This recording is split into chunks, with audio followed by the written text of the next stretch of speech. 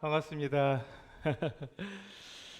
이게 줌으로 두 번 뵙고 또 오늘 이렇게 대면에서 이렇게 말씀을 이렇게 나눌 수 있게 돼서 그냥 반갑고 뭐 이렇게 어색하진 않네요.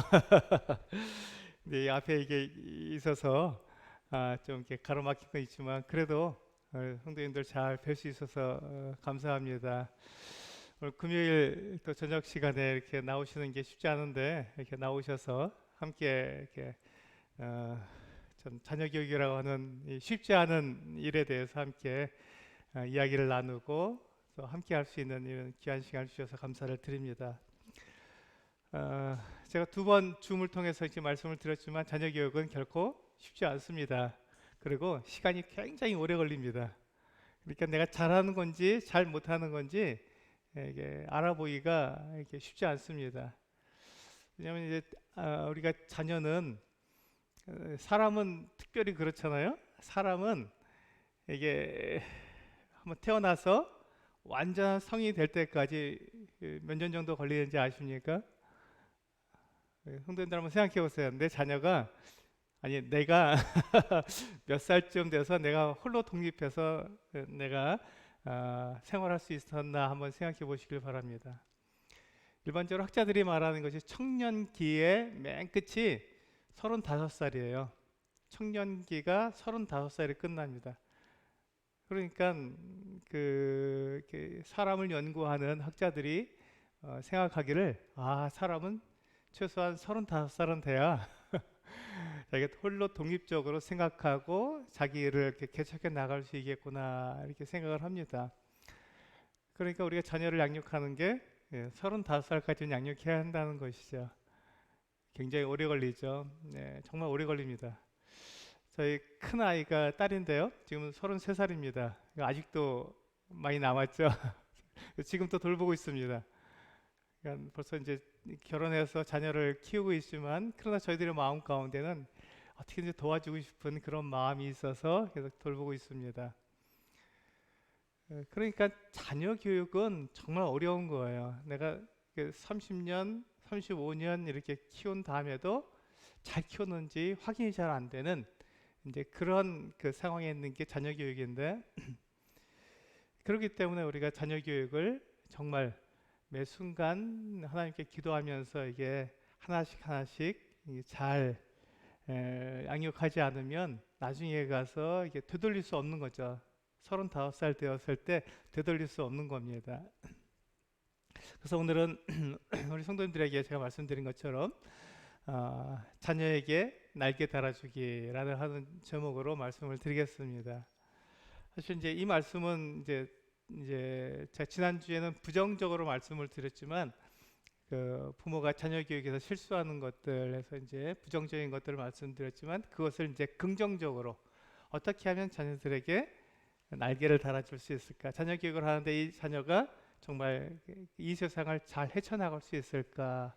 그 도움이 되는 게 무엇일까 하는 것들을 생각하면서 네 가지를 말씀을 드리겠습니다. 자녀에게 날개를 달아주는데 네 가지를 통해서 자녀들에게 그 날개를 달아주는 거죠. 첫 번째가 사람은요, 기본적으로 돌봄에 대한 욕구가 있습니다. 돌봄. 그러니까 내가 돌보기도 쉽고 또 내가 돌봄을 받고도 싶은 이 돌봄에 대한 욕구가 있습니다. 제가 이제 지금 아파트에 살고 있는데요. 이제 저희 아내랑 같이 이렇게 아파트 주변을 돌려고 이렇게 나가 보면요, 사람들이 다 이렇게 줄을 매달고 강아지를 끌고 나오고 있습니다. 근데 제 아내가 그러는 거예요. 여보, 왜 사람들이 이렇게 강아지를 많이 키울까요? 그러는 거예요. 근데 거기에서 사람들이 기본적으로 가지고 있는 이 돌봄의 욕구가 있는 거죠. 이 강아지, 고양이를 이렇게 키우면서 거기에서 저희는 대가족이었기 때문에 막 아이들도 막 키워야 되고 어른도 공경해야 되고 한 집에서 그렇게 살았기 때문에 이 돌봄의 욕구가 자연적으로 해소될 수 있었는데 지금은 이제 집에서 이제 많이 살아야 이제 네 식구 살고 아니면 두 식구 살고 저희는 지금 두 식구 살고 있습니다. 저희 아내와 저 둘이 살고 있는데요. 그러니까 자연스럽게 돌봄이라고 하는 이 사람이 기본적으로 가지고 있는 욕구를 이렇게 자꾸만 하고 싶은 거죠. 그래서 강아지가 있으면 좀 더 낫지 않을까. 둘만 사니까 그런 생각이 듭니다. 저에게 이제 손주가 둘 있는데요. 그 지금 이제 초등학교 큰애가 초등학교 다니고 이제 둘째가 이제 그 유치원에 다니는데요. 그 두 아이가 엄마한테 제 딸에게 계속해서 이제 강아지를 사달라고 조르는 거예요.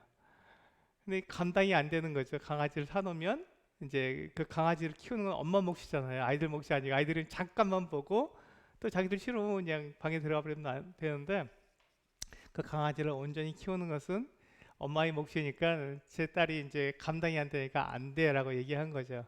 근데 또 감사한 게 이제 그 1층에 사는데 1층 마당으로다가 고양이가 이제 도둑 고양이죠. 이제 들고양이가 이제 오는 거예요. 그래서 이제 그 엄마가 이 아이들에게 그러면 저 고양이에게 밥을 줘도 좋고 사랑을 줘도 좋다. 근데 집에만 못 들어오게 하면 된다. 이 마당에서 저 고양이를 돌봐라. 그랬더니 이제 두 아이가 자기들 시간 딱 맞춰서 기다리면 그 고양이가 시간 맞춰서 정확히 오는 거예요. 그러면 이제 밥도 주고 같이 놀아주고 집에만 못 들어오게 하고 그렇게 하면서 이제 키웁니다. 왜 이 아이들이 이 어린 아이인데 왜 그 강아지를 키우고 싶고 또 이제 그 초등학교 앞에 가면 봄 되면은 이제 병아리를 이제 팔잖아요. 왜 아이들이 이렇게 병아리를 데려다가 막 키우고 싶을까요? 이게 돌봄입니다. 사람은 기본적으로 돌보거나 또 돌봄을 받고 싶은 그런 욕구가 있는 겁니다. 저희 어머니는 80세가 훨씬 넘으셨어요. 근데 굉장히 정정합니다. 젊은 사람 못지않게 막 이렇게 다니시는데 저희 어머니는 제 그 식물을 굉장히 좋아했어요. 그래서 이제 그 집안에 가면은 항상 사람 앉을 곳보다 그 화분이 더 많습니다. 그러니까 이제 어머니는 계속해서 이 그 화분을 키우시는 거예요. 이렇게 그 식물들을 키우시는데 잘 키우세요. 이제 싱싱하고 꽃도 잘 피고 굉장히 잘 키우십니다. 이제 어머니한테 묻는 거죠. 어머니 왜 꽃을 키우세요? 왜 이렇게 화분을 이렇게 가꾸세요? 했더니 저거라도 있어야 내가 심심하지 않고 저놈을 잘 키우고 나면 하여튼 기분이 좋으시다는 거예요. 그래서 이제 하나하나 이렇게 화분을 들여다 보니까 지금 화분이 사람 앉을 곳도 없을 만큼 더 많은 거죠. 근데 어머니가 이게 화분을 키우시면서 보면은 굉장히 잘 키우시는 거예요. 거기에 정성을 들이고 닦아주고 물도 주시고 그래서 그냥 화분이 정말 싱싱하고 꽃을 아주 예쁘게 피웁니다. 그런데 그 화분을 어머니가 이제 저희 집에 갖고 가서 키우라고 주십니다. 한두 개 이렇게 작은 것들을 저희 집에 가면 영락없이 죽어요. 제 아내는 이 화분을 잘 못 키웁니다. 식물을 잘 못 키우는 거예요. 그런데 관심이 없는 거죠. 근데 어디에 관심이 있냐면요. 사람한테 관심이 있는 거예요. 제 아이들에게, 자녀들에게 관심이 많아서 매일 생각합니다. 매일 기도하고 아이들을 오늘은 뭐 할까? 얘들한테 전화해도 될까? 이런 생각을 하면서 이제 전화를 하거나 그래서 이제 연락을 하고 또 이제 찾아가기도 하고 또 이제 도와주기도 하고 그렇게 합니다. 이제 이게 다른 거죠. 이게 그 돌봄의 그 욕구가 있지만 그 관심은 다른 거예요. 저희 어머니는 식물에게 관심이 있으신 거고 제 아내는 식물 같은 데 관심이 없어요. 화분을 들여놔도 금방 죽습니다. 그렇게 어머니 집에서 이렇게 싱싱하고 잘 크던 화분인데 저희 집에 오는 순간 얼마 안 돼서 죽습니다. 그렇게 관심이 없는 거죠. 물도 잘 안 주고 왜 키워야 되는지 모르는 거죠. 제 아내는요. 근데 사람한테는 관심이 많은 거예요. 사람한테는. 이렇게 다 이게 다른 거죠. 사람은 이렇게 누구나 다 돌봄에 대한 욕구가 있습니다. 내가 돌봐야 되고 또 돌봄을 받고 싶은 그런 욕구가 사람에게 다 있습니다. 이게 이제 첫 번째 우리가 자녀에게 날개를 달아주는 것에 대한 첫 번째 우리가 해야 될 일입니다. 우리 자녀들도 그러면 돌봄에 대한 욕구가 있을까요? 예, 있습니다. 부모는 자녀들을 돌봐야 하는 것이죠. 근데 어떻게 돌보냐면요. 자녀가 자기의 그 특성을 나타낼 수 있도록 돌봐줘야 합니다. 그러니까 너는 너로서 이렇게 드러나도록 돌봐줘야 되는 거죠. 근데 우리 일반적으로 우리가 돌볼 때 보면요, 우리는 획일화되는 것을 참 좋아합니다. 그래서 부모가 생각하는 대로 자녀가 성장하길 원하는 거죠. 부모가 원하는 게 뭡니까? 자녀들에게 네, 공부 잘하고 예, 좋은 대학 가고 예, 좋은 집에서 살면서 좋은 직장 들어가고 또 그렇게 좋은 차 끌면서 살기를 원하는 게 부모 마음 아니겠습니까? 그런데 이걸 잘 한번 생각해 보세요.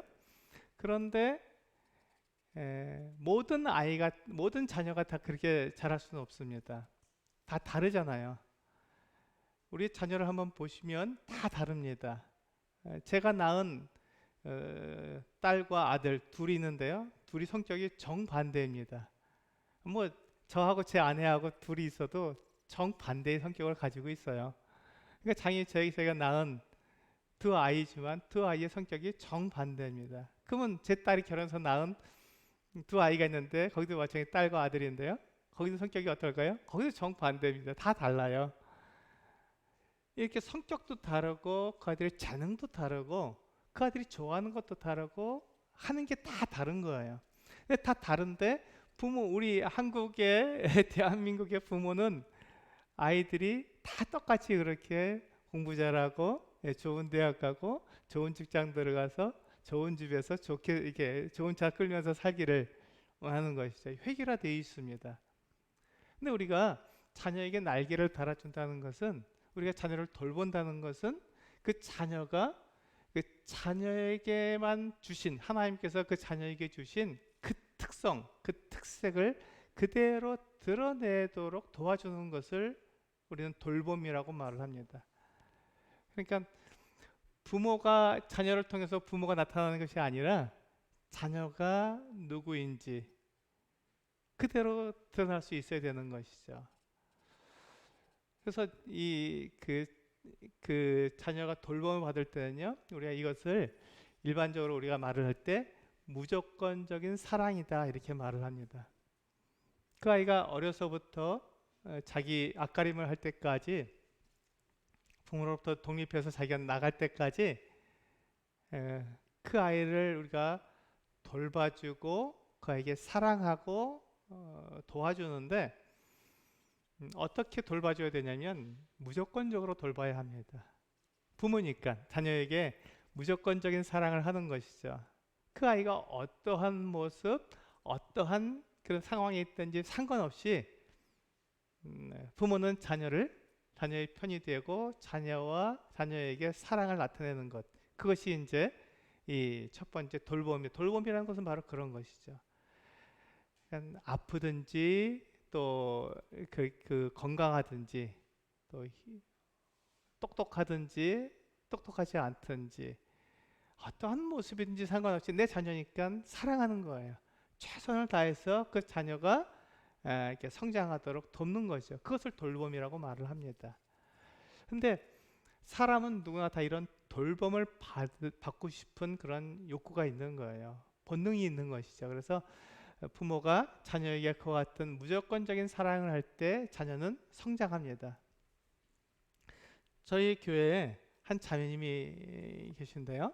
이 자매님은 그 아들이 하나가 있었습니다. 네, 지금 있는 건 아니고요. 있었습니다. 이 자매님에게 한 아이가 있었는데 그 아이는 태어날 때부터 굉장히 그 어려운 그러니까 다운 증후군이라 그러죠. 다운 증후군의 그 같은 증상을 보이는데 좀 심했습니다. 그래서 이제 의사 선생님들이 이 아이는 30살이 못 돼서 죽을 겁니다. 이렇게 얘기를 해준 거예요. 이 자매님이 이 아이를 키우기 위해서 정말 불철주야 노력하고 이 아이를 돌봤습니다. 근데 33살에 죽었어요. 그러니까 꽤 많이 산 거죠. 장수한 겁니다. 그 다운 증후군이 심한 이와 같은 그 자녀로서는 33살까지 사는 것은 대단히 장수한 거죠. 30살이 못 돼서 대부분 죽으니까요. 20 몇 살에 다 죽습니다. 근데 이 아이가 이제 33살에 죽었는데 이 자매님이 지금도 그 아이를 잊지 못하죠. 몇 년 전에 죽었는데 지금도 잊지 못합니다. 왜 그럴까요? 그 아이가 공부를 잘해서 그럴까요?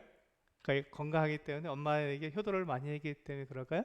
그렇지 않습니다. 이 아이는 그냥 받기만 한 거잖아요. 33살 될 때까지 등치가 굉장히 컸거든요.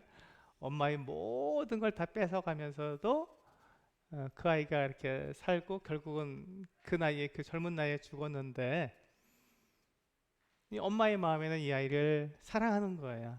내 자녀니까 내 아들이니까 지금도 사랑합니다. 그래서 그 아이 이름만 나오면은 이게 눈시울이 이제 적셔지는데요. 왜 그럴까요? 자녀기 때문에. 자녀기 때문에 그렇습니다.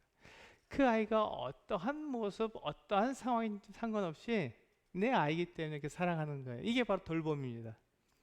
우리 부모가 자녀를 그렇게 돌봐주고 그렇게 사랑해 줄 때 자녀에게는 날개가 달리는 거예요. 그렇지. 나를 사랑하시는 분이 있지.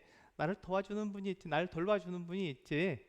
내가 어떠한 모습이 되어도 부모님은 나를 사랑하셔 라고 하는 이 같은 분명한 생각을 가지고 있기 때문에 언제 어디서 어떠한 모습으로 있든지 그가 돌아갈 곳이 있는 거예요.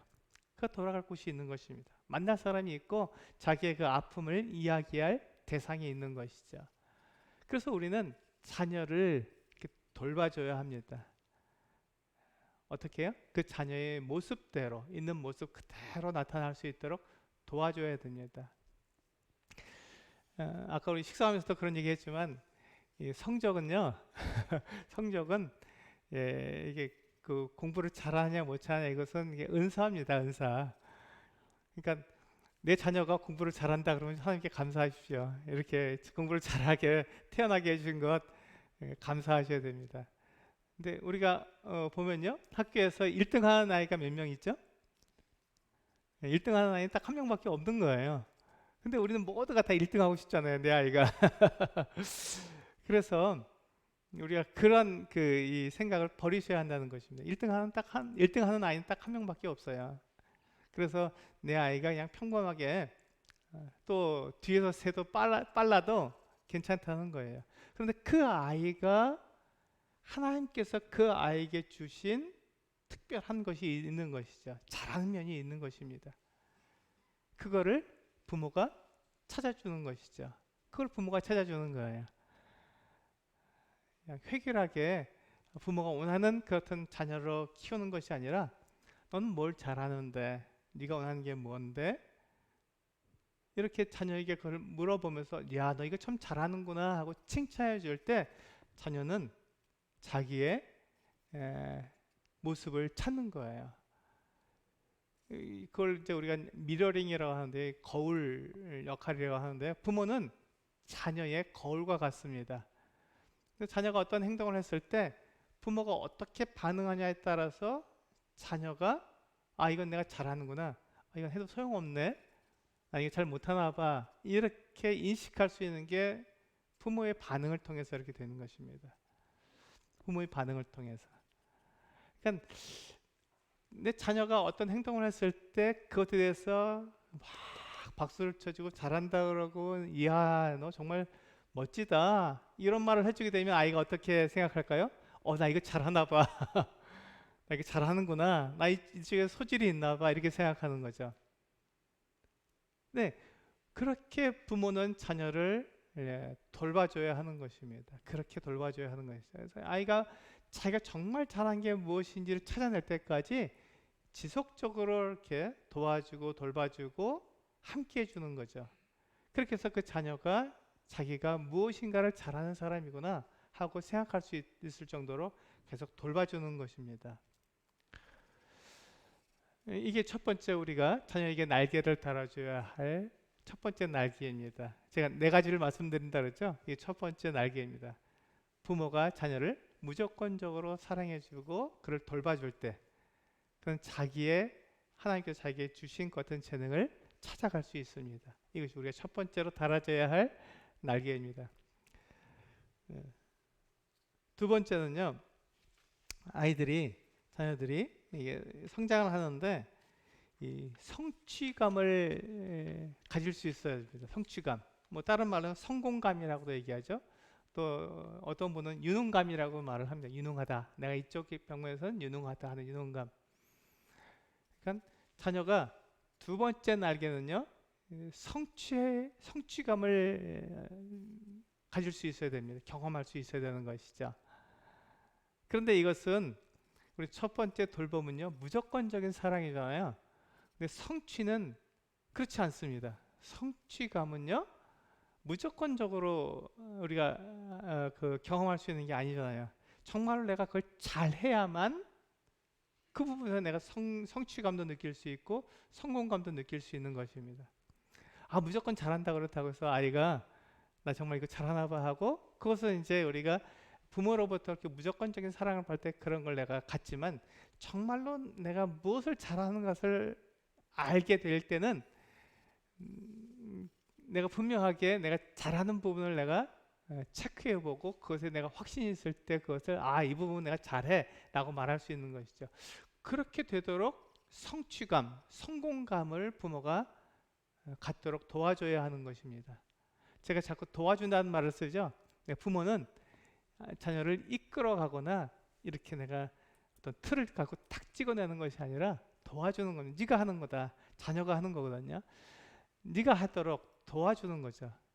자녀가 그 일을 해내도록 도와주는 겁니다. 그래서 자녀가 두 번째 날개가 바로 성취감, 성공감, 유능감을 가질 수 있도록 도와주는 것입니다. 참 잘해 하고 반응을 보여주는데, 아이가 정말 잘하는 부분에서 내가 그 아이를 도와줄 때 이 아이가 성취감을 느낄 수 있는 것이죠. 부모가 아까도 제가 말씀드렸지만 부모가 그 획일화돼서 공부만 계속해서 얘기하게 되면 아이가 자기는 아무것도 못한다고 생각하죠. 근데 저도 그렇게 성장했습니다. 부모님이 제가 공부를 못하니까 아이고 너 나중에 커서 뭐가 될래? 이런 말을 하시는 거예요. 아니 생긴 건 멀쩡하게 생긴 놈이 공부를 그렇게 못해서 어떻게 하냐 하면서 칭찬을 주시는 거예요. 그러니까 저는 어떻게 되죠? 제 자신에 대해서 나는 무능해. 나는 아무것도 할 수 있는 게 없어. 이렇게 생각하는 거예요. 왜 공부를 못하니까 성적이 안 좋으니까 나는 아무것도 할 수 있는 게 없어. 그러니까 나는 그냥 놀면서 친구들하고 그냥 놀러나 다녀야지 공부하고 나하고는 관계가 없어. 이렇게 생각하게 되는 거예요. 제가 고등학교 2학년 때 예수님을 믿기 전까지는 정말로 그렇게 살았다니까요. 전교에서 반에서 말고 전교에서 뒤에서 이렇게 세면 굉장히 빨랐습니다. 굉장히 빨랐어요. 믿기지가 않는다고 그래요. 그게 사실입니다. 그게 너무 공부를 못했던 거예요. 공부할 생각이 뭐 공부를 할 의미를 몰랐으니까요. 공부 자체를 안 했습니다. 왜? 집에 가면 엄마가 저한테 맨날 이렇게 연탄 찍게 들고 쫓아다니면서 공부하라 그러고, 공부하기 싫다 그러면 때리면서 아유 저 바보 같은 놈, 저 멍청이, 저기 커서 뭐가 될까? 저희 위로 형이 있었는데요. 네 형 반만 닮아라 이렇게 얘기를 합니다. 제가 잘 듣기 싫은 말이 네 형 반만 닮아라 하는 말이었어요. 왜 내가 형 반만 닮어? 형을 내가 능가해야지 이런 생각이 저게 욕심이 있었는데, 어머니는 늘 저한테 네 형 반만 닮아라. 그래서 내가 좀 편하겠다. 내가 좀 소원이 없겠다. 이런 말씀하시는 거예요. 그러니까 저는 그 말 정말 듣기 싫었어요. 그래서 맨날 돌아다니는 거예요.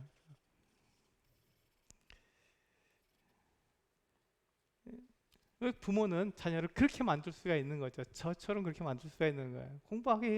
공부라고 하는 그 획일화된 틀에 넣고 공부해야 된다고 하는 이 같은 얘기를 하니까 저는 그것을 받아들일 수가 없었던 것이죠. 우리 한번 생각해 볼까요? 우리 그 어린아이, 영아기라 그러죠. 보통 막 태어나서 3살까지의 이제 아이들을 우리가 영아기라 그러는데, 영아기에 있는 아이들을 우리 언제 박수 쳐주고 그걸 잘한다 얘기할까요? 그 아들이 옹알이하고 막 일어서서 이제 막 한 발 뛰고 이럴 때 어떻게 하는가요? 어떻게 하나요, 부모님들? 저도 이제 그렇게 저희 자녀를 키웠는데 처음 옹알이 할 때, 이야 얼마나 예쁜가요? 그냥 박수 치고 네가 진짜 옹알이 했구나. 그리고 그 아이가 이제 막 기다가 이제 벽을 붙잡고 막 일어섭니다. 그럼 어떻게 하죠? 잘한다 그러죠. 막 사람은 2만 번 이상 넘어져야 선다 그래요. 그러니까 넘어지는 건 전혀 눈에 안 들었죠. 그냥 서는 것만 눈에 들어오는 거예요. 그래서 잘한다. 정말 최고다. 그래서 보통 부모들이 아이들이 한 그 3살, 4살 되면 어떻게 생각하죠? 내 아이는 천재인가 보다. 이렇게 오해를 하죠.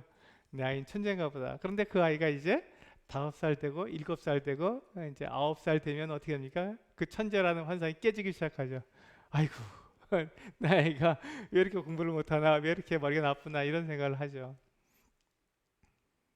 네, 똑같은 거예요. 우리가 그 영아기 때 그 아이를 칭찬하는 게 공부를 잘한다고 칭찬하지 않잖아요. 그냥 그 아이가 그 나이 때 할 수 있는 것에 대해서 우리는 칭찬하잖아요.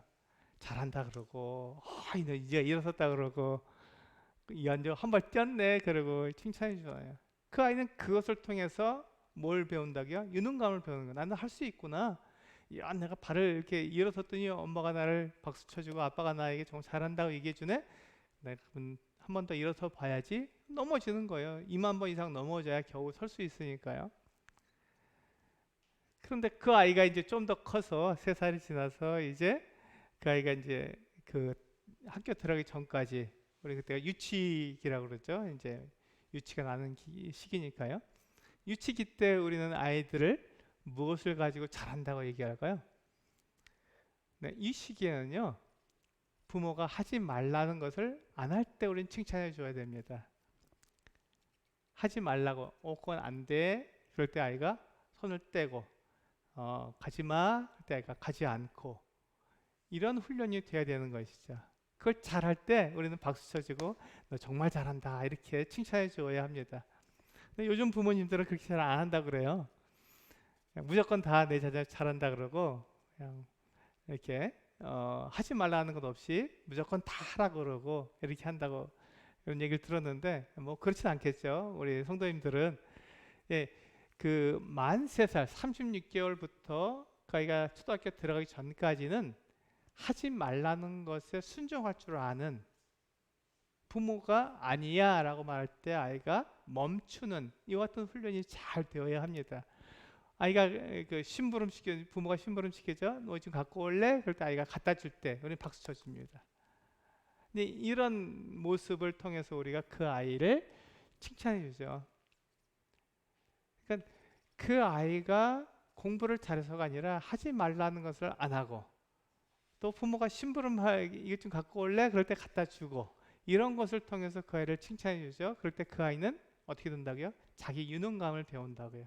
아, 나도 할 수 있구나. 내가 이렇게 하면 되는구나.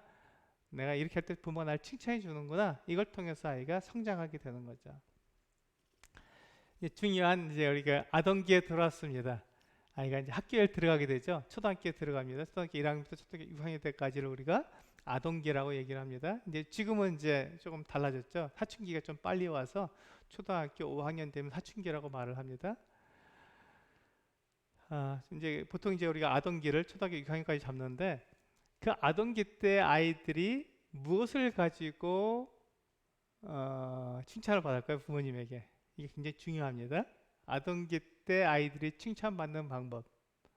그거든요. 아이들이 아동기 때는 학습을 통해서 칭찬을 받습니다. 이걸 잊어버리시면 안 돼요. 초등학교 때 아이들은 학습을 통해서 칭찬을 받습니다. 제가 학습이라고 그랬지 성적이라고 말씀드리지 않았습니다. 성적을 통해서 칭찬을 받는 게 아니고요. 학습을 통해서 칭찬을 받습니다.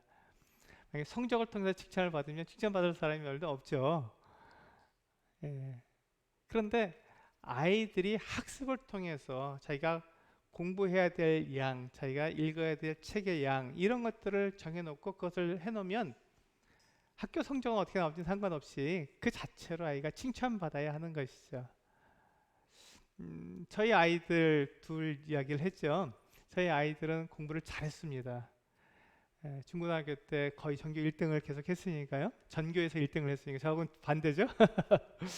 굉장히 공부를 잘했죠. 그런데 그 아이들이 초등학교 때는 공부를 잘 못했어요.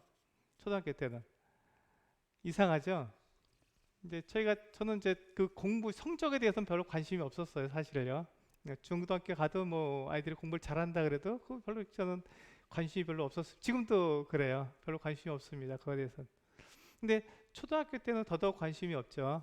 그래서 아이들이 초등학교를 다니는데 초등학교 때 시험을 봅니다. 그런데 이제 아이들이 뭐 성적은 잘 이렇게 안 가르쳐 주더라고요. 근데 시험은 꼭 치르죠. 근데 아이들에게 물었어요. 너 학교 공부 잘하니? 그랬더니 못한대. 잘 못한다는 거예요. 그래서 그렇구나. 그럼 알아야죠. 뭐 그걸 어떻게 합니까?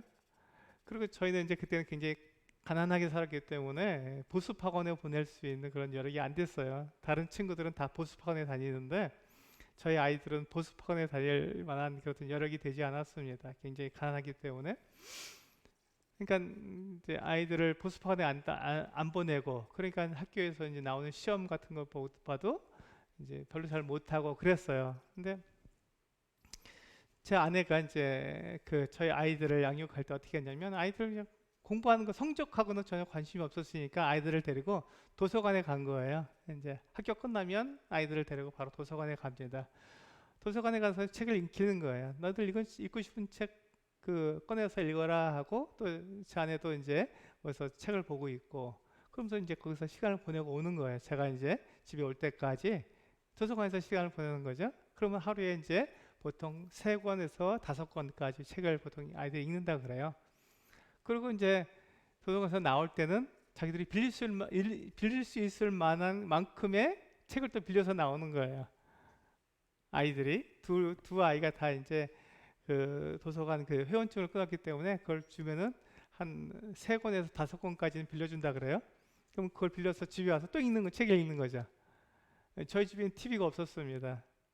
최근에 이제 한 2달 전인가 저희 아들이, 아버지 그 TV가 있어야 된다니까 하나 사세요. 그래갖고 아들이 하나 사 보내줬어요. 그러니까 처음으로 이제 TV라는 것을 집에 놨는데 지금도 거의 안 봅니다. 그냥 자매가 우리 아까도 그런 말씀하신데 오은영 박사 그걸 우연히 봤는데, 그렇게 오은영 박사님이 이제 하시더라고요.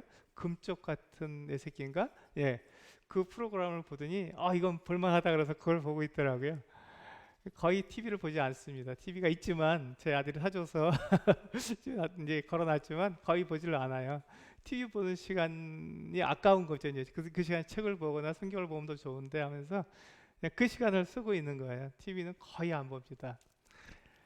이제 그러니까 아이들이 어려서부터 TV가 집에 없으니까, TV 볼 수 있는 게 없으니 집에 오면 뭘 합니까? 그냥 책을 보는 거예요. 자연스럽게. 그래서 이제 집에 오면 책 보고, 또 학교 끝나면 엄마가 이제 그냥 애들 데리고 손잡고 도서관에 가자. 그래서 도서관에서 책 보고. 그러니까 하루 종일 아이들은 책만 보는 거예요. 제가 이제 집에 와서 아이들에게 묻습니다. 오늘은 뭐 했니? 그러면 무슨 책 읽었다 그러죠. 그럼 한번 그 내용을 한번 얘기해 볼래? 그러면 아이들이 얘기해 주는 거예요. 거의 다 외우죠. 책 내용을 거의 다 외웁니다. 이제 그러다 보니까 아이들이 이제 쭉 성장해서 초등학교 5학년, 6학년 되면 굉장히 두꺼운 책을 읽는데도 그 내용을 다 외우더라고요. 그래서 그 아이들이 중학교로 갔는데, 중학교는 보습학원에서 그 보습학원 실력으로 좋은 성적을 받을 수 없더라고요. 이제 한 중간 이상은 만들어주지만 이게 좋은 성적을 내기에 도와주지는 않더라고요. 근데 저희 아이들은 이제 어려서부터 책을 계속 보았고, 또 이제 교회 주일학교 선생님들하고 계속 얘기하고 성경을 보면서 이제 자기들 비판하고 이렇게 판단하는 그런 능력을 길렀기 때문에 중학교 가니까 그 진가가 나오더라고요. 그냥 시험을 이제 배치고사를 봤는데 1등을 한 거예요. 그래서 제일 좋은 반에 제일 그렇게 들어가던데, 그때부터 아이들이 이제 고등학교 졸업할 때까지 이제 그렇게 공부를 잘했던 거죠. 그렇다고 제 아들이 공부를 잘했다는 거 아닙니다. 대학 3수까지 했어요. 3수까지 해서 건국대학교 겨우 나왔습니다. 이제 그런 모습들이 있었던 거죠. 근데 그 아이가 초등학교 때 그 공부 성적에 대해서는 별로 중요하게 여기지 않았어요, 제가요. 근데 그 아이에게 뭘 얘기했냐면, 오늘은 네가 무슨 책을 봤니가 제가 항상 묻는 것이었어요. 그래서 아이가 그 책을, 엄마가 너에게 이 책을 이만큼 읽어라 그러는데 그 책을 이만큼 읽었니? 그러면 읽었다 그러면 통과가 되는 거예요. 잘했다. 오늘도 수고 많이 했네. 그럼 제가 이제 칭찬해주고, 또 그 한번 내용을 말해보려 그러면 얘기를 해주면 제가 잘했다고 또 박수 쳐주고 뽀뽀해주고, 그리고 또 제가 이제 이렇게 양쪽에 잘 때는 제 양쪽 편에 이렇게 누워서 제가 이제 성경 이야기를 해주면서 재웁니다. 그렇게 이제 아이들이 초등학교 시절을 그렇게 보냈어요. 그러니까 아이들의 마음 속에 성적이 중요한 게 아니라 내가 뭘 잘하는가 하는 것을 이제 점점 배워간 거죠. 그래서 저희 큰 아이는 이제 언어 쪽에 잘 발달돼 있더라고요. 그래서 그런 것들을 굉장히 잘해요. 근데 둘째 아이는 수학을 잘하더라고요. 그쪽으로 이제 나가는 거죠. 근데 제가 가만히 보니까 이게 바뀐 거예요. 그러니까 그 누나는 과학 쪽에 더 이게 체질이 적성이 잘 맞는 거고, 둘째는 이렇게 인문 쪽에 더 맞더라고요. 제가 봤을 때, 아빠가 봤을 때. 그래서 나중에 얘기해 줬죠. 너희가 이렇게 공부를 하는데 보니까 누나는 인문 쪽으로 공부하고, 둘째는 그 과학적으로 공부를 하는데 바뀌었다. 아빠 보기에는 너희들의 적성이 그 정반대인 것 같다. 얘기를 해줬어요. 정말 그렇더라고요. 나중에 이제 우리 둘째가 자기는 인문 쪽에 맞다고 그렇게 얘기를 하더라고요. 그렇게 이제 부모는 그 아이가 무엇을 잘하는지 찾아보고 그것을 찾아주는 게 부모가 하는 일입니다. 그래서 그 아이가 정말 자기가 잘하는 쪽에, 자기가 하고 싶은 쪽에, 그쪽에 두각을 나타내도록, 난 이걸 잘해요라고 말할 수 있도록 도와주는 거죠. 그래서 초등학교 때는요, 학습을 통해서 칭찬을 받아야 합니다. 그 아이가 학습을 성적이 아니라, 점수가 아니라 자기가 해야 될 그날 분량을 다 했으면 칭찬을 마땅히 받는 거예요. 너 정말 잘했구나, 수고했다, 네가 할 일을 다 했으니까 칭찬받으면 마땅해. 이렇게 그 아이를 도와주는 거죠. 자기가 무엇을 잘하는지 알 수 있도록 도와주는 겁니다. 그게 초등학교 시절에 하는 겁니다. 아동기 때 하는 거죠. 그리고 이제 그 아이가 이제 드디어 사춘기에 들어갑니다. 사춘기에 들어가면요, 부모가 당황하죠. 왜냐하면 사춘기는 아이들이 독립만세를 부르는 시기입니다. 부모로부터 내가 독립해서 나 혼자 살 수 있는 연습을 해보는 거예요.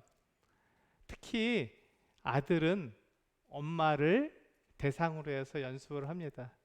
내가 남자니까 이렇게 사람을 다루고 다른 사람들을 다스리는 그 연습을, 이건 일부러 그렇게 하는 게 아니라 본능적으로 그렇게 하는 거예요. 엄마를 대상으로 아빠처럼 흉내를 내는 거죠. 엄마, 물 좀 떠와. 그랬을 때 이제 엄마가, 이놈의 자식이 네가 떠와, 너 떠먹어, 이렇게 하면 아이가 나는 안 되는구나 이렇게 생각하죠. 그런데 그때 엄마가 좀 들어주셔도 좋아요. 너 다 컸구나, 그래 엄마가 한번 물 떠다 줄 테니까 그렇게 해보자 하고 이렇게 해주면 아이가 내 통하네 하면서 자기가 성장했다는 것을 스스로 느끼는 거죠. 그게 사춘기가 들어서는데, 사춘기 때는요, 부모에 의해서, 지금까지는 부모가 어떻게 반응하냐에 따라서 부모에 의해서 자기가 무엇을 잘하는지 자기의 유능감을, 이렇게 성공감을 경험했잖아요. 사춘기에 들어서면 이제 부모하고는 상관없습니다. 부모가 뭐라고 말하든지, 아유 엄마니까 그렇게 말하지, 아빠니까 그렇게 말하지, 내 부모니까 그렇게 말하지 라고 이렇게 얘기하고 믿질 않습니다. 근데 누구의 말을 믿어요? 사춘기에 들어선 아이들이 누구의 말은 아주 그냥 철석같이 믿습니까? 친구의 말은 철석같이 믿는 거예요. 친구가 인정해주고 친구가 좋아하는 그 사람이 사춘기를 잘 보내는 거예요. 친구에 의해서 친구에게 매력이 있어야 되는 것이죠. 사춘기는 친구가 그렇게 중요합니다. 그래서 이 사춘기를 잘 보내도록 우리의 자녀들을 도와줘야 되는데, 뭘 갖추도록 도와주나요? 친구에게 매력을 갖도록, 친구가 좋아할 수 있도록, 그런 매력을 갖추도록 부모님이 자녀를 도와주는 거예요. 두 번째 날개를 달아주는 거죠. 근데 어떤 매력을 줘야 되냐면요, 우리 7가지 정도로 생각할 수 있는데요, 한번 잘 들어보세요. 첫 번째가,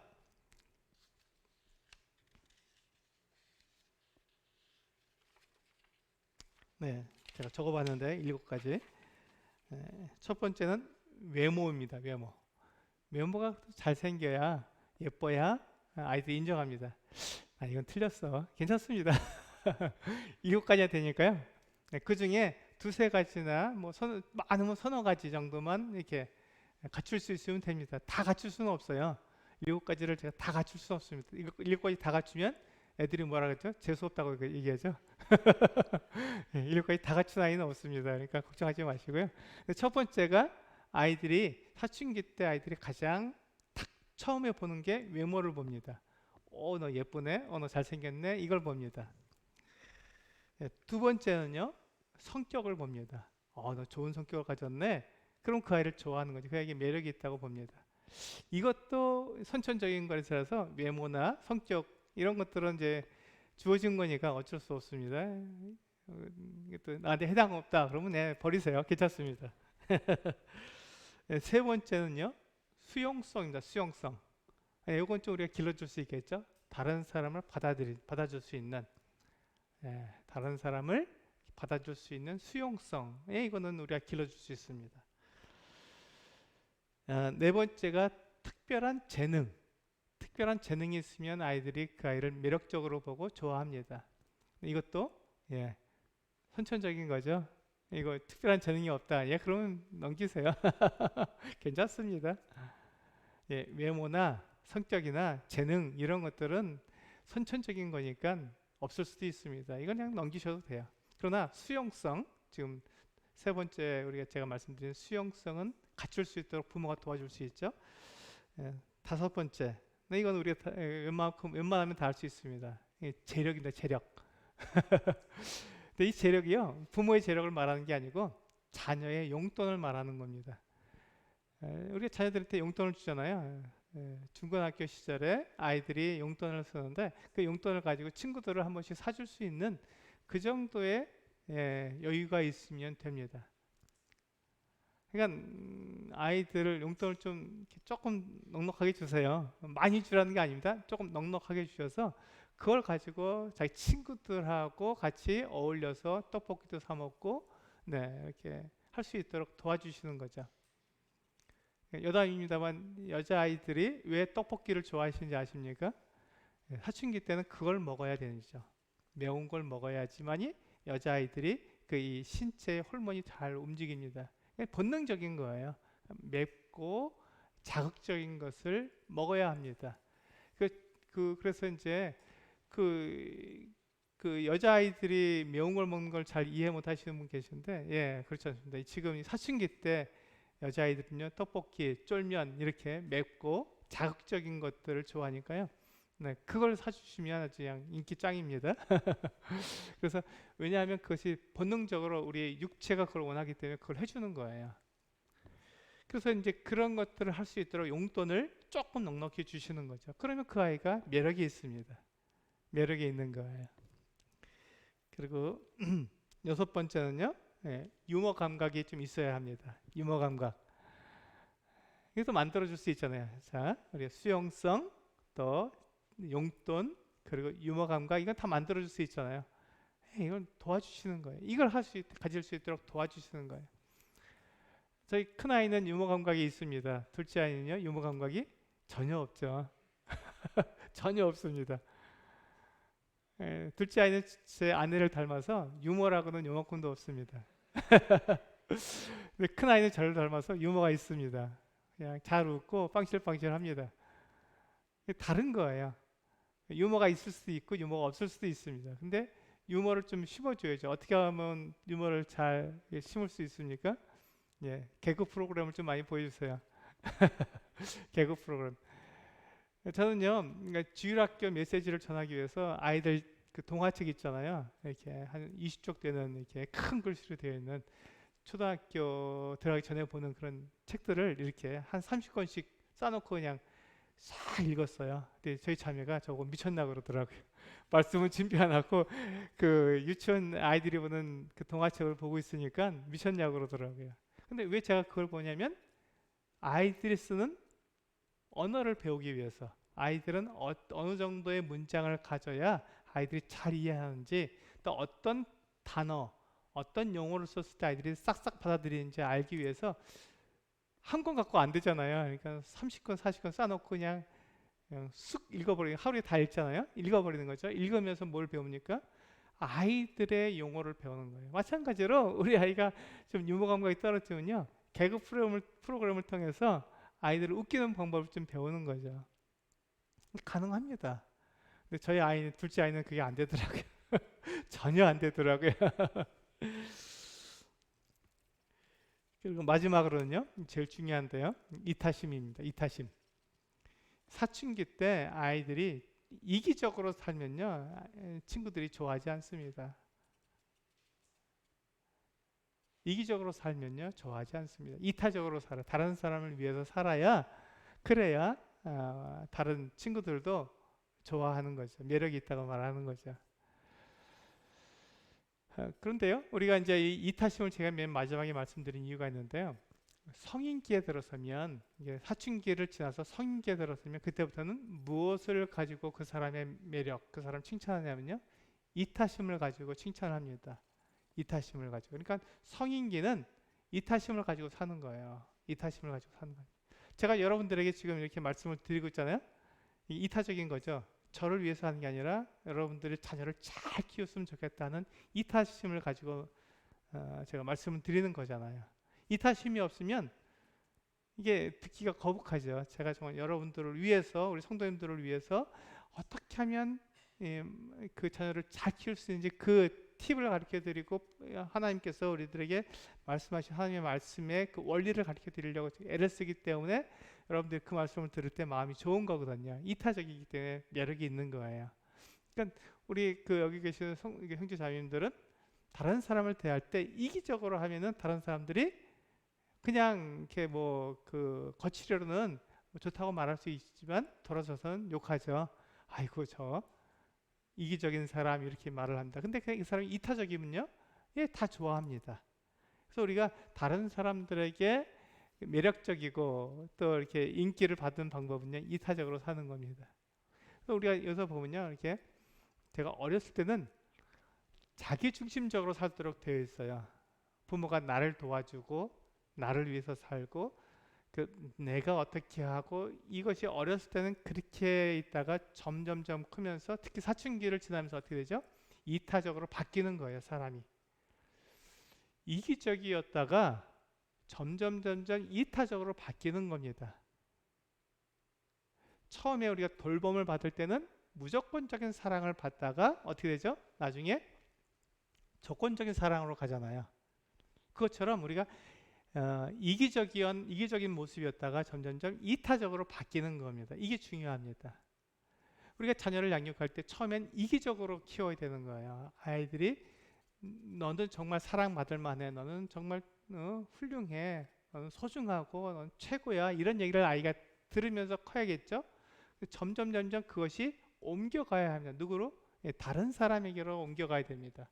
그래서 내가 존재하는 이유는 나를 위해서 존재하는 것이 아니라 다른 사람을 도와주기 위해서 내가 존재하는구나. 그리고 궁극적으로는 우리 인간이 제가 말씀드렸죠. 사람은 하나님께서 지으실 때 사람을 그냥 지은 것이 아니라 하나님의 형상대로 지었기 때문에 굉장히 존귀하고 소중한 존재이지만, 그러나 사람은 결코 하나님이 될 수 없기 때문에 하나님의 대리자이기 때문에 그 사람의 모든 말과 모든 행동을 통해서 누가 나타나야 된다고요? 하나님이 나타나야 된다고요. 하나님을 위해서 살아가는 거예요. 하나님께서 우리들에게 너희가 서로 사랑해라, 다른 사람들을 너희가 선을 베풀어라 말씀하셨기 때문에 그렇게 하는 거거든요. 그렇게 함으로써 뭐가 나타난다고요? 하나님이 나타나는 거예요. 하나님이 사람을 이렇게 사랑하시는구나, 하나님께서 사람을 이렇게 도우시는구나 하는 것을 알고 배울 수 있도록, 그렇게 우리는 이타적으로 살았게끔 하나님께서 이렇게 만드신 거죠. 그렇게 우리는 해야 합니다. 그런데 우리가 그것을 잊어버리고 나만 위해서, 나를 위해서, 내 욕심을 위해서, 내 성공을 위해서 다른 사람을 막 이용하거나 그 다른 사람 위에 대한 군림하려고 이렇게 되게 되면 어떻게 되죠? 그 사람이 싫은 거예요. 매력이 없는 거죠. 그래서 우리는 이타적으로 그렇게 성장하도록 도와줘야 합니다. 우리 아이들을 이렇게 자기가 자기 성공감, 자기 유능감, 성취감을 갖도록 도와주는데, 그것을 통해서 뭘 하라고요? 다른 사람을 도와주라고요.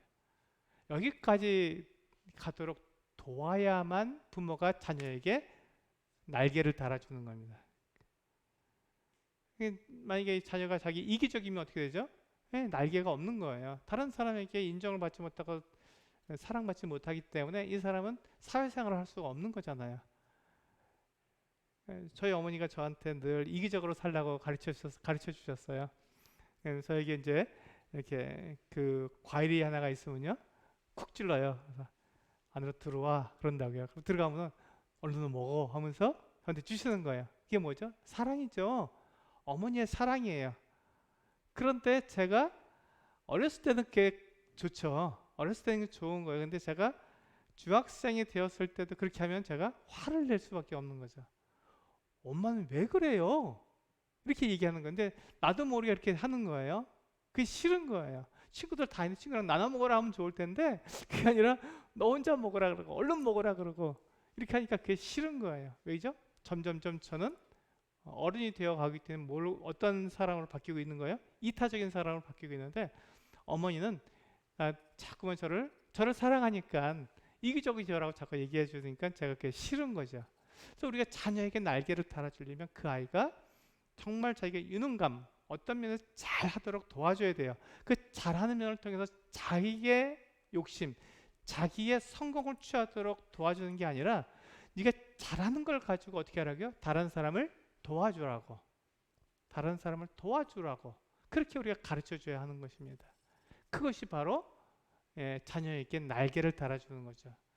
처음엔 손해보는 것 같아요. 처음엔 그 아이가 손해보는 것 같죠. 사춘기 때 다른 사람을 위해서 살라 그러면 손해보는 것 같은데요. 그 아이가 그것이 자기 몸에 배이게 되면 이타심이 몸에 배이게 되면요. 그 아이는 성공은 그냥 자연스럽게 되는 거예요. 다른 사람들한테 사랑스럽고 다른 사람이 좋아하기 때문에 그 아이는 잘 될 수밖에 없는 거예요. 관계 가운데 대인 관계가 원활하기 때문에 그 아이가 어떤 일을 하든지 도와주는 사람들이 많은 거죠. 그게 필요한 것입니다. 이기적으로 아이들을 키우게 되면 나밖에 모르기 때문에 사람들이 싫어하는 거예요. 자꾸 고립되는 거죠. 우리 섬이 된다 그러죠. 이렇게 고립돼서 자기 혼자만 남는 거예요. 왜 그렇죠? 다른 사람을 도와주지 않고 나만 성공하려고 하니까 나만 잘 되려고 하니까 거기서 문제가 생기는 것입니다. 우리가 자녀에게 날개를 달아주려면 그 자녀가 다른 사람들하고 관계를 잘하도록 그렇게 이타적인 사람이 되도록 도와주는 거죠. 그래서 부모가 그렇게 말을 해주는 거예요. 너 이런 일을 해서 정말 다른 사람을 돕는 사람이 됐으면 좋겠다. 다른 사람을 도와주는 하나님의 사람이 됐으면 좋겠다. 이런 얘기를 자꾸 해주는 거예요. 이런 얘기를 아이들이 어려서부터 계속 해주는 거죠. 이타심을 가질 수 있도록 그렇게 그 말을 해주는 거예요. 아이들에게. 네가 최고가 돼야 되고 네가 잘 돼야 되고 네가 성공해야 되고 네 욕심대로 돼야 되고 이 이야기를 하는 것은 어렸을 때는 가능하지만 그 아이가 초등학교 들어가면 벌써 이타적인 걸 가르쳐 줘야 한다는 것이죠. 이타심을 가르쳐 줘야 합니다. 이게 두 번째 우리가 자녀에게 날개를 달아주는 거고요. 세 번째 날개가 있습니다. 제가 네 개를 말씀드린다는데 오늘 이번 세 번째입니다. 세 번째는 일관성이라는 날개를 달아줘야 됩니다. 일관성. 일관성은요 부모에게서 배우는 겁니다. 일관성은 내가 그 어떤 가치관 또는 어떤 삶의 철학 이런 것들이 그걸 말했잖아요. 나는 이런 가치관이 있어. 나에게 이런 삶의 철학이 있어 라고 말한 다음에 그것이 어떤 상황, 어떤 어려움이 와도 변하지가 않아야 일관성이 있는 것입니다. 변하지가 않아야 일관성이 있는 것이죠. 잘 한번 생각해 보세요. 우리 형제자매님들이 자녀를 키울 때 나는 일관성을 가지고 자녀를 키웠는가 아니면 내가 어떤 상황에 따라서 내가 바뀌었는가를 한번 생각해 보시기 바랍니다. 우리가 자녀들 앞에서 그 말을 많이 하잖아요. 하나님 믿고 정말 하나님이 널 쓰시는 그 같은 사람이 되라 이렇게 이야기를 해주죠. 말을 그렇게 합니다.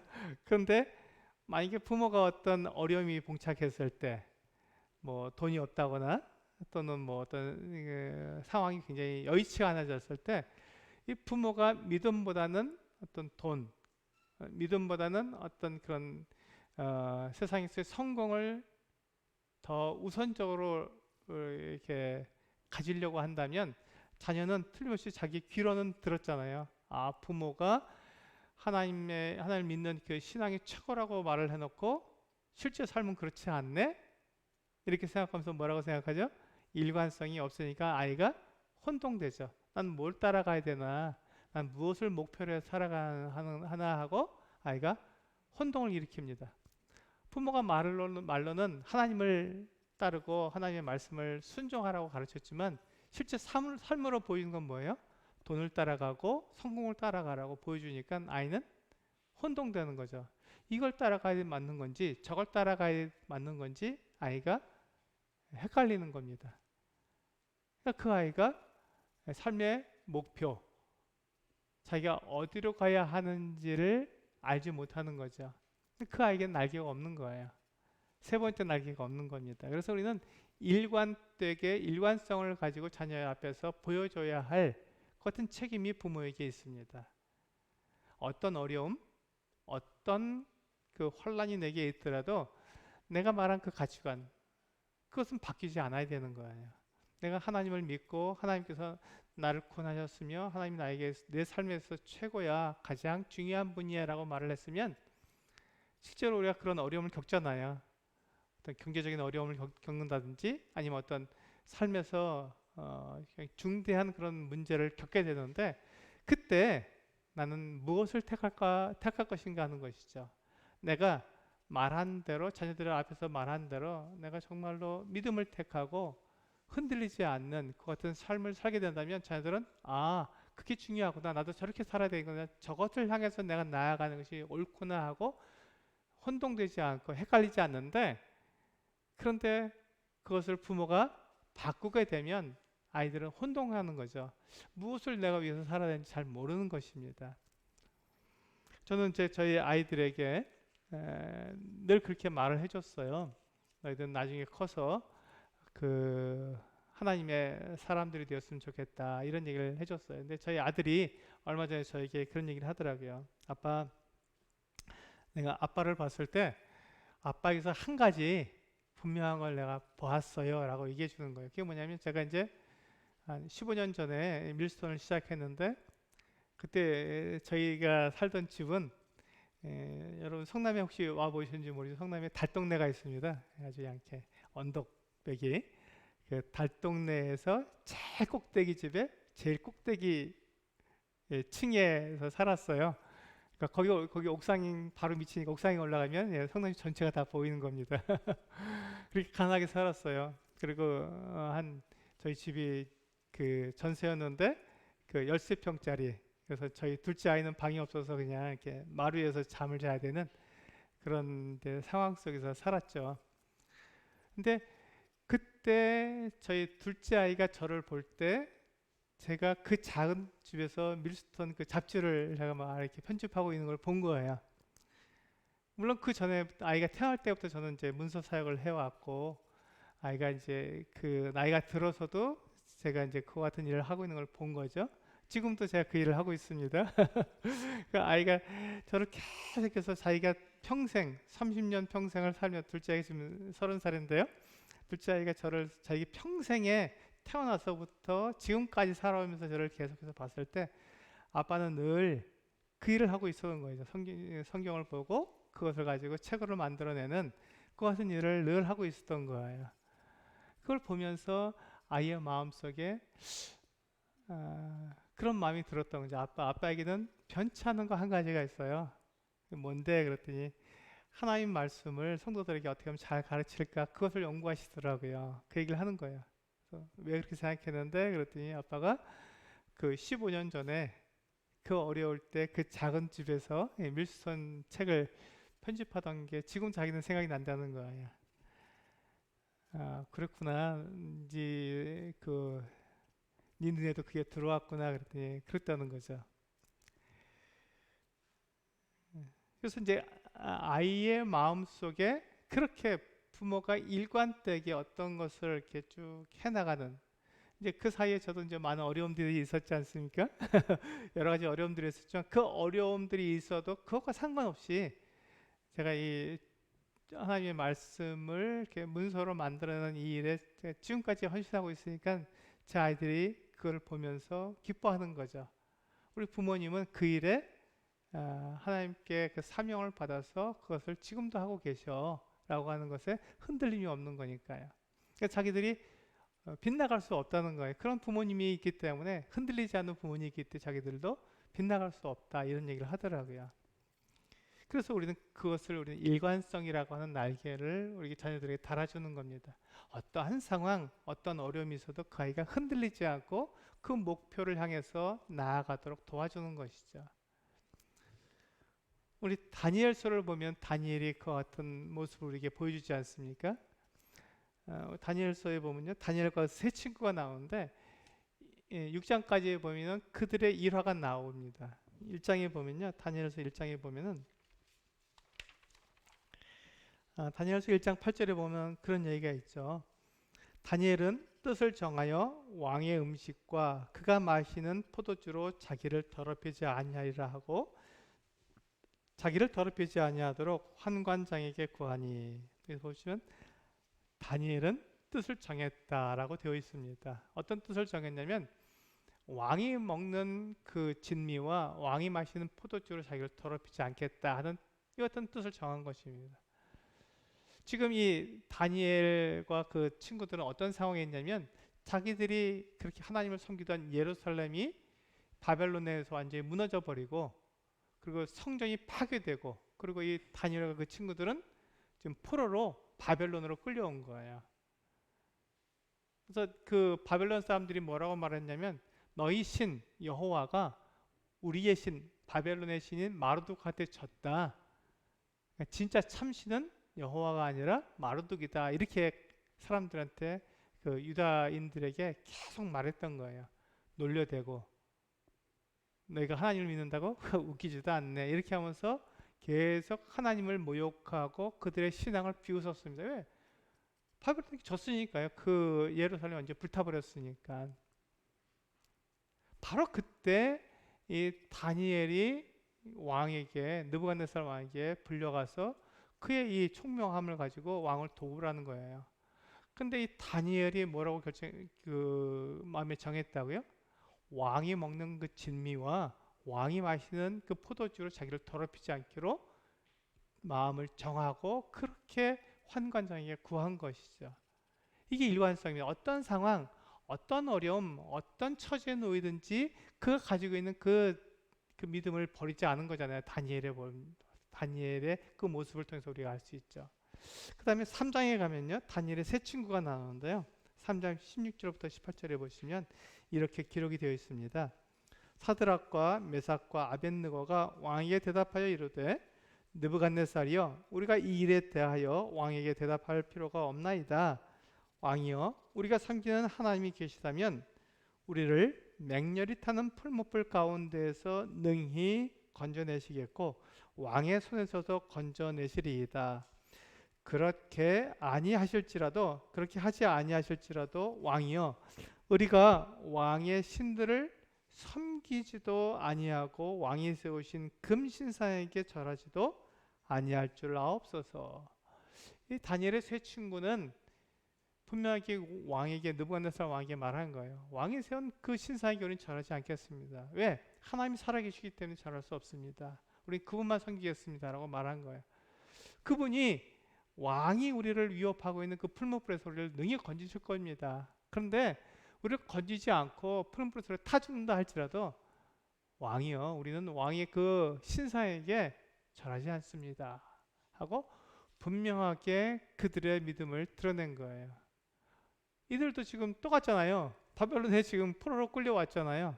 그리고 거기에서 사람들에게 놀림을 당하고 객관적으로 봤을 때 정말 그 여호와 하나님이 유다 백성들을 위해서 아무것도 해주실 게 없잖아요. 마치 그 바벨론의 신 마르둑에게 진 것처럼 보이잖아요. 아무 능력이 없는 것처럼 보이잖아요. 바로 그때 이 다니엘의 세 친구가 이와 같은 고백을 한 거예요. 왕이 세운 그 금신상 나 거기 절하지 않습니다. 우리 하나님께서 살아계십니다. 그 하나님께서 이 풀무불에서 우리를 건져내실 것입니다. 이렇게 고백을 한 거예요. 하나님을 믿는 믿음을 그들이 분명히 드러낸 거죠. 그리고 혹시 그 하나님께서 우리를 건져내시지 않는다 할지라도 그렇게 하지 아니하실지라도 왕이 우리는 왕이 세운 그 금신상에게 절하지 않겠습니다. 그리고 그들의 믿음을 바꾸지 않은 거죠. 어떤 상황, 어떤 어려움, 어떤 그런 그들의 환경에 놓였을지라도 그들은 그들의 믿음을 변하지 않았습니다. 이게 일관성입니다. 이게 바로 일관성이죠. 그리고 이제 우리가 마지막으로 6장에 가보시면요, 다니엘이 그 기도하는 장면이 나옵니다. 6장 10절을 보면 이렇게 말씀하고 있죠. 다니엘이 이 조서에 왕의 도장이 찍힌 것을 알고도 자기 집에 돌아가서는 윗방에 올라가 예루살렘으로 향한 창문을 열고 전에 하던 대로 하루 3번씩 무릎을 꿇고 기도하며 그의 하나님께 감사하였더라. 16절로 건너가 보겠습니다. 16절을 보시면요, 이에 왕이 명령하되 하매 다니엘을 끌어다가 사자굴에 던져 넣는지라. 왕이 다니엘에게 이르되 내가 항상 섬기는 너의 하나님이 너를 구원하시리라 하니라. 왕이 뭐라고 말하는, 이 다리오 왕인데요, 다리오 왕이 페르시아의 왕이죠. 이 다리오 왕이 다니엘에게 그렇게 말합니다. 내가 항상 섬기는 너의 하나님이 너를 구원하시리라. 이 왕도 안 거예요. 다니엘이 하나님을 늘 섬기고 있다는 것을 안 거예요. 그래서 다니엘이 청렴하고 깨끗하게 그가 이 국사를 돌보았고 그의 삶도 그랬다는 것을 왕도 안 겁니다. 왜요? 다니엘이 항상 하나님을 섬겼기 때문에. 그래서 다니엘은 그 왕의 도장이 찍힌 걸 알면서도 그가 기도하면 그가 사자굴에 던져져서 그가 죽는다는 것을 알면서도 그는 그 환경, 그 어려움에서도 자기의 믿음을 바꾸지 않았던 거예요. 하나님이 살아계시기 때문에 그의 믿음이 분명하기 때문에 바꾸지 않았던 것이죠. 이것을 우리가 뭐라고 말한다고요? 일관성이라고 말한다고요. 그것을 우리가 자녀들을 양육할 때 누가 보여줘야 된다고요? 부모가 보여줘야 된다고요. 그것이 부모가 달아줄 수 있는 날개입니다. 3번째 날개이죠. 그래서 일관성은 우리가 어떤 상황, 어떤 환경에서도 우리의 그 믿음, 그 가치관을 우리는 바꾸지 않는 것을 말합니다. 우리의 삶에서 이렇게 하기가 참 어렵잖아요. 우리는 어떤 어려움이 오거나 어떤 환경이 바뀌면 우리의 믿음도 바꾸고 싶잖아요. 잠깐이면 되겠지. 이거 조금 하는 거면 어때? 하나님도 이것을 이해하실 거야. 이러한 핑계를 대고 이러한 말로다가 내 행동을 갖다가 합리화시킵니다. 그러고 내가 잠깐 바꾸는 거예요. 근데 그걸 누가 보고 있다고요? 우리 자녀들이 보고 있다고요. 우리 자녀들이 그걸 보면서 아이들은 무엇을 자기가 향해서 살아가야 되는지 그 목표를 헷갈려 하는 것이죠. 난 정말 뭘 위해서 살아가야 되나 하고 아이들이 혼동하는 것입니다. 우리가 부모가 자녀에게 달아줘야 될 3번째 날개는 일관성을 못 달아준 거죠. 잠깐이라도 아이들은 다 보고 있다는 것입니다. 다 알고 있다는 거예요. 그래서 우리가 자녀를 양육한다면 이 부분에 대해서 우리가 정말 기도하면서 내가 일관성 있게, 다른 건 다 몰라도 나의 그 믿음은 하나는 정말 내가 바꾸지 말아야 한다는 것을 보여줘야 되는 것이죠. 자녀들에게. 네 번째, 마지막 날개입니다. 마지막 날개는 뭐냐면요, 책임감이라고 하는 날개입니다. 첫 번째는 돌봄, 무조건적인 사랑이죠. 두 번째는 자녀가 유능하도록, 성공감, 성취감을 느낄 수 있도록 조건적인, 정말 잘할 수 있는 것을 찾아줘야 된다는 것이죠. 그렇게 위해서 우리는 애써야 된다는 것입니다. 그것이 부모가 할 일, 달아주는 날개라고 말씀드렸죠. 3번째는 일관성을 자녀들에게 보여주어서 아이들이 정확한 목표를 향해서 갈 수 있도록 부모는 그 날개를 달아줘야 된다고 말씀을 드렸습니다. 마지막입니다. 마지막 4번째 날개는 책임감이라고 하는 날개입니다. 근데 이게 참 어려워요. 책임감을 갖는다는 게 정말 어렵습니다. 그런데 이 책임감이 없는 사람을 누구도 좋아하지 않습니다. 교회에서도 그 사람을 쓸 수가 없잖아요. 책임감 없는 사람 쓸 수가 없잖아요.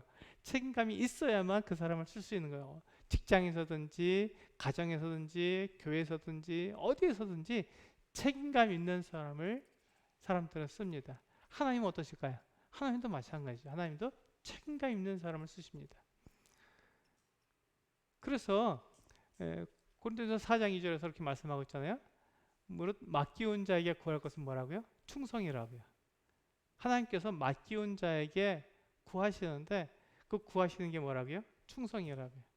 그래서 우리는 충성된 사람을 하나님께서 찾으십니다. 그 한 사람을 찾으시는 거예요. 이 충성이라는 것을 다른 말로 바꾸면 책임감이죠. 하나님께서 나에게 맡기신 그 일을 내가 책임감 있게 그것을 끝까지 해내는 것, 충성됨입니다. 그래서 부모는 자녀를 양육하면서 이 책임감 있는 훈련을 아이들에게 해줘야 합니다. 훈련을 시켜줘야 되는 것이죠. 책임감 있도록. 근데 이 책임감을 우리가 자녀를 양육하는 기간 동안에 어떻게 내가 책임감을 심어줄 수 있습니까? 말을 하는데요. 가장 간단한 방법을 알려드리겠습니다. 가장 간단한 방법으로는 뭐냐면요. 만족, 지연 훈련이라는 것입니다. 만족을 지연시키는 그 훈련이 필요합니다. 만족, 지연 훈련이라고 합니다. 그러니까 지금 현대를 살아가는 많은 사람들이 가장 힘들어하는 게 뭐냐면요. 내가 무엇을 원하는데 그게 즉각적으로 이루어지지 않으면 힘들어합니다.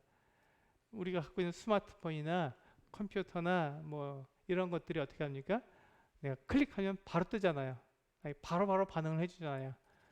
그러니까 그걸 기다리지 못하는 거예요. 내가 무엇을 요구했을 때 그것이 바로 이루어지지 않으면 답답한 거예요. 화가 나는 거죠. 그런데 우리가 하나님께서 우리들에게 어떤 것을 주실 때는요, 즉각 주시는 것이 많지 않습니다. 오래 걸리죠. 시간이 좀 오래 걸립니다. 내가 무엇을 요구하고 즉각적으로 들어주는 것이 아니라 그것이 오래 걸리는 그 훈련을 필요로 한다는 것이죠. 만족, 지연 능력이라고 말합니다. 그래서 부모님들이 아이들이 엄마 나 뭐 해줘 라고 말을 했을 때 알았어 하고 바로 해주는 게 아니라 그렇구나 네가 그걸 원하는구나 잠깐 기다려 엄마가 지금 하고 있는 일을 마치고 그 다음에 그걸 해줄게 이렇게 하면 아이들이 막 화를 내겠죠. 근데 그것이 훈련입니다. 그 훈련을 해야 되는 거예요. 그 아이가 원하는 것을 반드시 해주지만 어떻게 한다고요? 그것을 천천히 해주셔야 되는 거죠. 만족을 지연시켜야 된다는 것이죠. 천천히 해주셔야 됩니다. 우리 그 유명한 실험이 있잖아요. 마시멜로 실험이라고 형님들 아실 겁니다. 이게 1970년도에 그 스탠퍼드 대학교에서 한 실험인데요. 3세에서 5세 아이들을 이렇게 모아다가 그 아이들 앞에 마시멜로를 접시에다가 마시멜로 하나씩 놓아놓은 거예요. 그 3세에서 5세 정도 되는 아이가 마시멜로가 앞에 있으면 그걸 먹고 싶지 않겠습니까? 마시멜로 아시죠? 우리 솜사탕 같은 거 먹으면 정말 맛있습니다. 저도 가끔 우리 그 주력교 아이들에게 마시멜로를 선물로 주는데요. 굉장히 좋아합니다. 그거 먹으면 맛있잖아요. 달콤하고 그냥 부드럽게 녹아버리니까 너무 좋잖아요. 그 아이가 그걸 압니다. 마시멜로가 얼마나 맛있는지 압니다. 그 아이 앞에 접시에다가 마시멜로가 하나 놓여 있어요. 그러면서 약속을 합니다. 네가 15분 후에 15분 동안 이것을 먹지 않고 기다려주면 내가 하나를 더 줄게. 15분만 기다리면 하나가 2개가 되는 거예요. 배로 뛰는 거죠. 그럼 그 아이는 2개를 얻기 위해서 15분을 기다려야 합니다. 근데 많은 아이들이 어떻게 하죠? 15분이 되기 전에 그 마시멜로의 유혹을 못 이기고 먹어버리는 거죠. 근데요, 이 연구팀이 15년 뒤에 그때 그 마시멜로를 먹지 않고 15분 동안 기다렸던 그 아이들과 그냥 먼저 그냥 홀랑 먹어버린 아이들을 이렇게 그 연구를 해봤습니다. 15년 후에 연구를 해봤는데 그때 기다렸던 아이들이 훨씬 더 풍요로운 삶을 살고 있는 거예요. 참을 줄 아는 아이, 기다릴 줄 아는 아이가 훨씬 더 풍요로운 삶을 살고 있다는 것을 연구 결과로 나왔습니다. 그래서 이 마시멜로 실험이 굉장히 중요한 거죠. 우리 아이들에게 아이들이 엄마 물 줘 그러면 바로 물을 주는 게 아니라 잠깐 기다려 하고 그것을 아이들이 물을 줄 수 있는 아이들이 무엇을 원할 때 잠깐 기다려라는 말을 엄마가 할 수 있어야 되는 거죠. 그렇게 했을 때 아이들이 그것을 기다리면서 반드시 그것이 자기가 요구하는 것이 이루어진다는 것을 아이들이 믿고 참고 기다릴 수 있어야 됩니다. 그것을 통해서 아이들은 뭐가 되죠? 책임감을 가지게 되는 거예요. 아, 나중에 내가 이것을 이 어려움, 이 유혹, 이 모든 것들을 참아내면 더 좋은 게 오는 거구나 하는 것을 알고 책임감을 가지는 것이죠. 저도 이제 그 많은 청년들하고 같이 이야기를 해보면요, 이게 부족한 거예요. 이 기다리는 게 자기 조금 어려우면요, 확 바꿔버리고 싶은 거예요. 다른 직장에 들어가지 뭐, 다른 일 해보지 뭐. 형제야, 자매야, 좀 기다려봐. 이거 좀 참아봐. 이걸 한번 형제가 어떻게 하면 이걸 잘할 수 있는지 한번 연구해봐. 근데 그렇게 하지 않고 이것을 바꿔버리고 싶은 거예요. 좀 더 빨리, 좀 더 쉽게 그 할 수 있는 방법을 알아내고 싶은 것이죠. 어떻게 보면 그 참 지혜로운 것 같지만, 그러나 책임감은 없는 거잖아요. 한번 생각해보 책임감이 없잖아요. 그에게 주어진 그 어떤 일들을 그가 어떤 어려움이 있어도 끝까지 그것을 견뎌서 마지막에 그것을 해내는 그와 같은 책임감이 그에게 있어야 하는데, 그것이 없으면 그를 신뢰하기가 어렵죠. 그래서 우리가 부모가 자녀에게 달아줄 네 번째 날개는 책임감을 심어주는데, 어떻게 한다고요? 만족, 지연 훈련을 통해서 자녀들이 급하게 무엇을 요구하든지 그 아이가 좀 기다릴 줄 아는, 이 기다린다는 것이 무엇이죠? 기다린다는 것이 바로 소망입니다. 우리 성경에서 말씀하고 있는 소망이잖아요. 주님께서 오신다고 했는데 아직 안 오시잖아요. 2000년이 지났는데 곧 오시겠다고 해서 지금도 안 오십니다. 주님 안 오시네 하고 포기하고 기다리는 것을 포기하고 내 마음대로 사는 것은 아니죠. 그건 소망이 없는 사람이잖아요. 믿음이 없는 사람이죠. 주님께서 오시겠다고 말했으면 어떻게 되냐? 그것이 반드시 이루어진다는 것을 믿는 거예요. 그래서 우리는 그것을 기다릴 수 있는 거죠. 주님이 약속하셨으니 반드시 그건 이루어질 거야 라고 믿고, 그것이 이루어질 때, 주님께서 다시 오실 때 우리에게 주어질 그 정말 영광과 그 아름다움과 그 행복을 우리는 생각하면서 그걸 기다릴 수 있는 거죠. 지금 우리는 어렵고 지금 우리는 힘들고 지금 기다리는 게 너무너무도 어렵지만, 그러나 주님께서 다시 오시자는 그 약속하셨기 때문에 우리는 그것을 소망하면서 우리는 기다리잖아요. 그때 주님은 우리가 뭐라고 말씀하십니까? 잘할 때다 착하고 충성된 종아, 이렇게 말씀하시는 거죠. 그래서 우리가 부모가 자녀에게 달아줄 수 있는 네 번째 날개는 바로 이 소망을 가지고 미래지향적으로 우리가 자기의 그 미래에 될 약속된 것을 믿고 기다릴 줄 아는, 그래서 그 모든 어려움들을 이겨낼 줄 아는 그 책임감이 있는 자녀로 양육하는 것이죠. 이것이 우리 부모들이 달아줘야 될 네 번째 날개입니다. 제가 네 가지를 말씀드렸어요. 첫 번째는 돌봄의 날개를 달아줘야 된다. 그래서 무조건적인 사랑이다. 그래서 내 아이가 정말 부모로부터 무조건적인 사랑을 받아서 아이가 어떠한 모습이든지 어떠한 상황이든지 상관없이 부모에게 나는 사랑받고 있어 라고 하는 것을 느낄 수 있도록 돌봐줘야 하는 돌봄의 날개를 달아줘야 된다고 말씀을 드렸습니다. 두 번째는 그 자녀가 이번에는 자기 유능감, 자기 성공감, 자기 성취감을 느낄 수 있도록 그가 뭘 잘하는지 부모가 잘 봐서 알려줘야 되는, 찾아줘야 된다는 것이죠. 그래서 그 아이가 정말로 그 일을 잘 해야 되는 거예요. 정말 그 일을 잘 해낼 수 있도록 도와줘야 되는 거죠. 근데 그것을 잘 함으로써 내 자녀가 그것을 가지고 어디에 써먹는다고요? 다른 사람을 위해서 쓰는 거예요. 이기적으로 쓰는 것이 아니라 이타적으로 쓰는 거죠. 그렇게 해서 사람이 만들어진, 하나님께서 사람을 지으신 그 목적대로 하나님이 나타나는 것이죠. 하나님은 이렇게 우리를 사랑하시는 분이셔. 하나님이 이렇게 우리에게 좋은 것을 주시는 분이라는 것을 나타내는 것이 바로 이 이타적인 이 행동에서 나타나는 것입니다. 그 책임감, 그게 이제 우리가 그 유능감, 성공감, 성취감을 느끼면서 거기서 우리가 자기를 그렇게 만들어가는 거죠. 그렇게 하기 위해서 우리는 부모가 자녀에게 그런 거울의 역할로서 이렇게 잘 보여줘야 한다고 말씀을 드렸습니다. 세 번째는 일관성이죠. 일관성을 가지고 자녀를 도와줘야 한다는 것입니다. 내 자녀가 분명한 목표를 가지고 분명한 그 목적을 향해서 나아갈 수 있도록, 혼동하거나 헷갈리지 않도록 그렇게 도와줘야 합니다. 그 예로 저는 다니엘을 예를 들었습니다.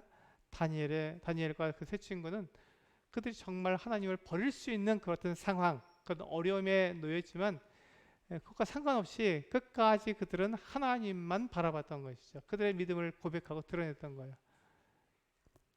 그것을 통해서 그들의 믿음의 일관성을 보여줬던 것입니다. 그러니까 이 다리오 왕도 다니엘에게 이렇게 말하잖아요. 네가 항상 섬기는 너희 하나님이 너를 구원하실 것이다. 이렇게 왕도 고백하는, 페르시아 왕도 고백하는 그 같은 모습이 되었습니다. 마지막으로 우리는 자녀들에게 달아줄 마지막 네 번째 날개는 책임감이라고 하는 날개입니다. 이 만족 지연 훈련을 통해서 어떠한 어려움, 어떤 환경에서도 하나님께서 하시는 그 약속, 그 말씀은 반드시 이루어진다는 것을 믿고 기다릴 줄 아는, 그래서 그것을 끝까지 해낼 줄 아는 책임감을 가진 자녀를 우리가 자라도록 도와주는 것이죠. 그렇게 자녀를 도와주게 될 때 그 자녀는 네 번째 날개를 달게 되는 거예요. 책임감이라는 것을 가지게 되면 네 번째 날개를 가지게 되는 거죠.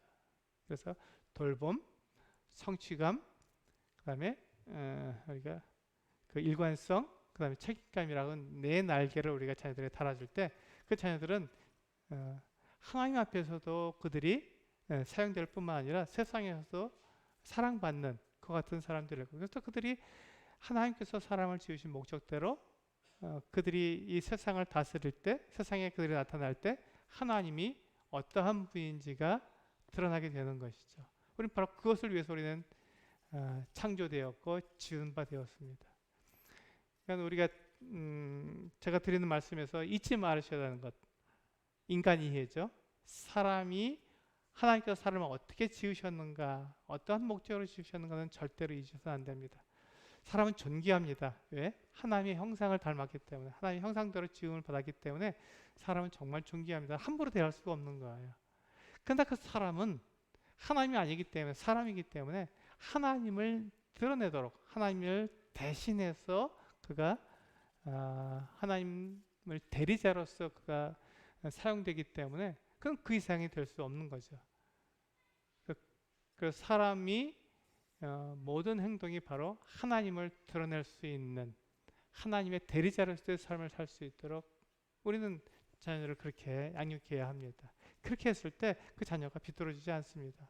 정확한 목적을 향해서 정확한 삶의 이유를 가지고 살아가기 때문에 그 자녀가 정말 세상에서 성공하는 것이죠. 이 성공이라는 것은 돈을 많이 벌거나 높은 지위에 올라가는 것을 말하는 것이 아닙니다. 정말 인간다운 하나님께서 지으신 사람의 목적대로 살 수 있는 그 같은 모습을 보여준다는 것이죠. 네. 우리가 자녀를 양육할 때 부모의 그 틀에 넣어서 키우지 않고 자녀를 있는 그대로 이렇게 키울 수 있는, 양육할 수 있는 우리 성도님들 되시기를 원합니다. 네, 잠깐 기도하시고 우리 성도님들 저에게 이제 질문하시고 이렇게 대면하니까요. 좋습니다. 이렇게 마음대로 질문하셔도 좋습니다. 어떤 것이든 질문하셔도 함께 우리가 살펴보도록 하겠습니다. 지금 기도하고 마치도록 하겠습니다. 아버지 하나님, 은혜에 감사를 드립니다. 오늘 또 우리 인천 성도교회 성도님과 함께 대면해서 하나님 말씀을 함께 나눌 수 있게 해주시고 자녀들을 어떻게 양육할 수 있는지 그 분명한 목적을 우리가 가질 수 있도록 말씀해 주셔서 감사를 드립니다. 우리 자녀들에게 날개를 달아줄 수 있는 부모가 될 수 있도록 인도해 주시옵소서. 정말 이 세상에서 하나님께서 지으신 그 목적을 향해서 나아갈 수 있도록 다른 사람들과 관계를 올바르게 가지면서 하나님을 나타낼 수 있는 자녀가 될 수 있도록 주님, 우리 부모님들이 자녀들에게 그렇게 도와줄 수 있도록 인도해 주시기 원합니다. 참 오래 걸리는 일이고 또 성공한다고 하는 것 같은 장담이 없는 것 같은 자녀 양육이지만 하나님 앞에서 책임감을 가지고 이 일을 할 수 있도록 모든 부모님들을 도와주시고 인도해 주시기 원합니다. 저희들에게 이렇게 또 주의 말씀을 함께 나눌 수 있도록 도와주신 것에 감사를 드리오며 우리 주 예수 그리스도의 이름으로 감사하며 기도하옵나이다. 아멘. 네.